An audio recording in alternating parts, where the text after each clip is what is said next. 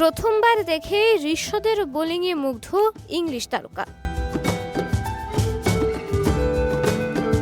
ঋষদ হোসেনকে নিয়ে কথা বলতে গিয়ে যেন থামতেই পারছিলেন না স্যাম বিলিংস।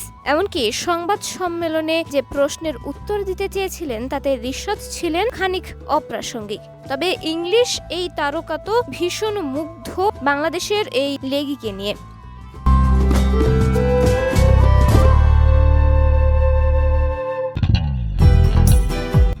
কথা বাড়তি হচ্ছে বলে একবার ক্ষমাও চেয়ে নিলেন সাংবাদিকদের কাছে। তবু ঋষদকে নিয়ে নিজের মুগ্ধতার সবটাই প্রকাশ করলেন। ঋষদের সঙ্গে কিংবা প্রতিপক্ষ হিসেবে আগে খেলার অভিজ্ঞতা নেই স্যাম বিলিংসের, তবে লোহার কালান্দার্সে উইকেটের পেছনে দাঁড়ানোর সুবাদে সবচেয়ে কাছ থেকে ঋষদকে দেখার সুযোগ পাচ্ছেন ইংল্যান্ডের হয়ে 68 ম্যাচ খেলা বিলিংস। আর সেই দেখাতেই ঋষদের বোলিংয়ে মজেছেন তিনি। এবারের আসরে মাঝের ওভারগুলোতে লাহোরের মূল ভরসা ছিলেন ডেভিড ভিসা, তবে দ্বিতীয় ম্যাচে পরখ করা হয় ঋষদকে।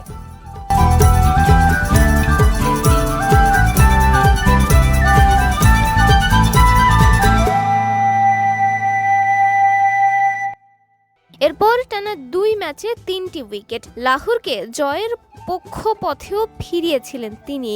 স্যাম বিলিংসের মুখে তাই মুগ্ধতা। ঋষদের কথা অবশ্য বলতেই হবে। তার বয়সের একটা ছেলে যেভাবে বোলিং করছে, তার বোলিং আমি সরাসরি এবারই প্রথম দেখছি। তার সঙ্গে খেলছি প্রথমবার। সে সত্যিই অবিশ্বাস্য রকমের অসাধারণ। টি-20 যুগে রশিদ খান লেগ স্পিন ও রিস্ট স্পিনসের সবচেয়ে বড় বিজ্ঞাপন।